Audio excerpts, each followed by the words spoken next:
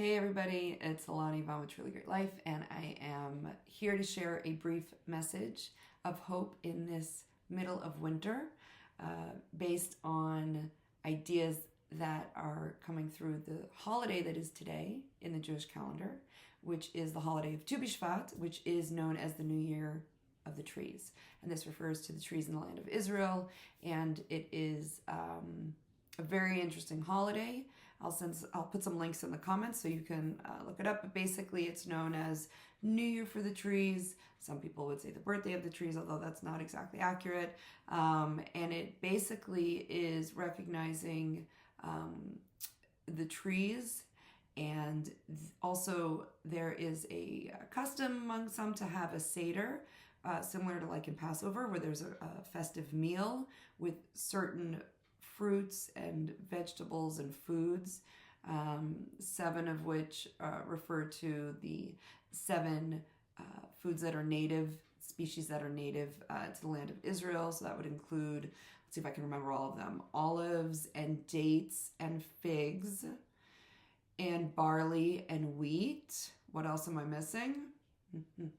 Anyways, I'll put some links in there, but there's a really nice Kabbalistic custom actually of having a Seder where we partake of these fruits and vegetables that are native to the land of Israel. It's a connection with the land of Israel. And then it's also about honoring the trees through which all of our sustenance originally came through, right? So if we go back far enough, in the biblical worldview, shall we say, you can look at trees as they were originally meant to sustain us and to give us the sustenance of everything that we needed. So when when Adam and Eve were in the Garden of Eden, they were allowed to eat from all the trees, and all of their needs were from the earth, right? So they were basically vegetarian, except for the tree of knowledge of good and evil, which they were not to touch, and we all know where that went. But in any case, what I wanted to share today is this idea of trees. You probably know that my logo is also a tree. I also have, if you can see this if you're watching the video, I wear this all the time, this tree. So tree ring with a tree, like a tree of life symbol. And I might have mentioned in other videos this idea in Judaism as well, that a person is like a tree in the field. And so I just want to expand a little bit on this Tu BiShvat holiday, where it's cold. Depending on where you are, actually, it's cold. It may not be cold, but in any case, where the land of Israel is, where many of us are, it is winter, and it is cold, and it is shivering. And what happens in the winter is we tend to get more insular. We tend to go inward. It's not the time of necessarily full-on expression and being out in the world, because we tend to go in, right? With the seasonality of the year, and winter is one of those where, just like some animals hibernate, sometimes people hibernate. Sometimes people get more than hibernation, they get depressed because of seasonal affective disorder. It can be very hard for people to get through the winter, depending on where you live. And so when we think about the tree as a metaphor for ourselves, right, there are several aspects here. So first of all, when the tree has deep roots, when the tree is rooted, when the tree is rooted deeply, I know I'm repeating myself here, but then it can withstand the storm, right? So for yourself as a tree, how are your roots? How well rooted are you in your own identity, in your community, in your life, in your body, in your health? So there's the roots aspect, right? There's also the quality of the soil. We're experiencing some of that nowadays, where there are issues with soil and treatments of things that are grown with pesticides and everything. So it's interesting when you start thinking of the parallels or the metaphor of growth, trees, plants, earth, and then ourselves. So how are your roots? How is the soil in which your roots are hopefully firmly implanted and growing and expanding, right? So You might feel like you have really good roots, but maybe the quality of the earth that you are rooted in is toxic, or has pesticides, or has things that are not helpful. Maybe it's not watered enough, right? Maybe it's not watered enough. So think of for yourself, your roots, what you're rooted in. Are you getting enough sunlight? Are you getting enough water, nourishment? We need these things to thrive, right? We need these things to bloom, to blossom, okay? But wintertime, what happens with the trees? The leaves have fallen, right?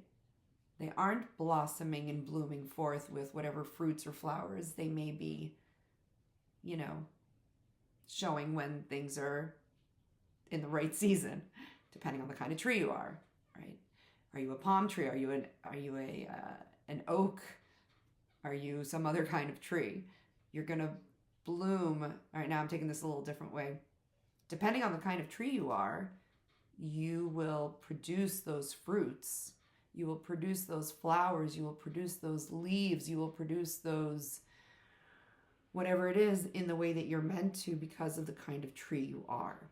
So there's the general metaphor of a human is like a tree, right? And when we're well rooted and when we're in the right soil and we have the sunlight and the water and the clean air, then we can grow and bloom, right? And we can expand and we can produce and be creative, whether that is through your work or through your hobbies or through things that you give your time to, whether it's producing offspring in creative production or little children. Maybe it's work, whatever it is, right? So when we have those right conditions, our tree will grow in a healthy way. So Tu BiShvat, bringing it back. It is the new year for the tree, but it's the winter. And in the wintertime, trees look dormant, right? They look still. They look, depending on where you are, lacking their leaves, right? They're not the full, glorious, colorful tree that you're used to seeing in the spring or in the summer or, the beginning of the fall, right? When the leaves change, depending on where you are. It's like just the branches, right? Or it's thinner, right? The leaves are thinner, or the pine, whatever it is. You can imagine this. But what's going on inside of the tree? So there's the exterior and then there's the interior. And this goes for us as human beings as well. There's our exterior and what we're putting out there. And then there's the interior and what is happening. So maybe you're not as out there in the winter because of whatever reason. It's harder for you. You're not as motivated. It's cold out, dreary, more inside, more insular. Okay? Not as many shiny leaves out there for everyone to see. But it's not that you've disappeared, God forbid. It's not that you're no longer around. It's an inner time. It's an inner space. Good movie. It's an inner working through whatever the winter is bringing up for you to go in. We're living in these times where so much of it is putting it out there, putting it out there, putting it out there. And for those of us who are extroverted, being around a lot of people or doing a lot of events, that can be sustaining in the winter months. For those of us who are more introverted, it might be even more exhausting than usual because you have these waves, these cycles, right, in the seasons that encourage us to go inward. And so to have to go out might be even harder than usual when it's, sunny or warm or the weather's beautiful or whatever it is for you. So coming back to Tu BiShvat, and why is this holiday here in the middle of the winter? There's stuff going on inside. What happens now in the trees? The sap, right? The sap is starting to rise. The sap is there without getting sappy. But what is going on inside of you that is rising? What is going on inside of you that is shifting, moving, wanting to eventually maybe come out and be expressed or shared or taught or discussed? So even though you may not be doing much in an externally visible way, what is going on inside of you that maybe just pin it, right, for a later time, or journal about it so you don't lose those ideas. Oh, goodness gracious, I do hope this is still recording. My screen just went, hello. Okay, we're all here. But what is going on? What is coming up for you? And the key thing is to capture it, because eventually those could be things that you, that you express and bloom and blossom down the road. And it could be that it's a project you're working on that maybe it won't be in summertime. It would be next winter. Who knows? The point is, when you give yourself the gift and the grace and the space to listen to that sap, that flow, that energy, that intuition, those divine hits, the inspiration that's coming to you, don't dismiss them. You know, we don't need to go from 0 to 180 in 2 seconds flat, right? We don't need to go all the way to the extreme of putting it out there. Things sometimes take time to evolve and to develop and to come into being, and then it can be brought forth. And even when it's brought forth, there are changes, right? There's the first buds, there's the flowers that eventually come from those buds, there's the leaves that come, there's the changing in the colors, and then eventually there's the fall. So even within ourselves, we are not static.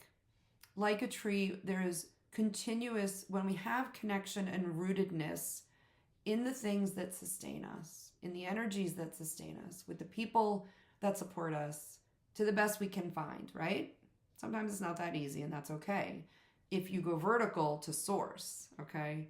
So there's rooted in the earth and connected to source, however you understand that. I've talked about that before in some of my other videos, so hopefully that isn't too new for you.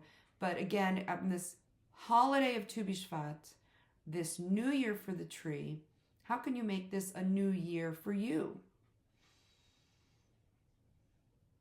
We're already in February, so it's not the secular New Year of January. It's not the Jewish New Year that comes later in the year in the fall. But this is the new year for the tree, and you're a tree. So it's never too late.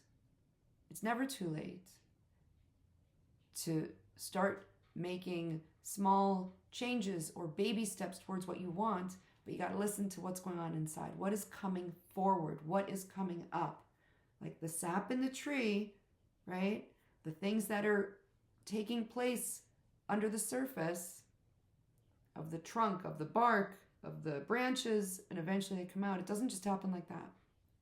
So I will wrap this up with saying happy Tu BiShvat for those who celebrate.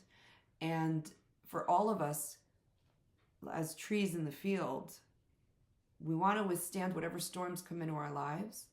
That's one thing. And we also want to put forth what we understand our mission is here on earth, right? So connecting to what is true for you. Know what kind of tree you are. Know what kind of tree you're not.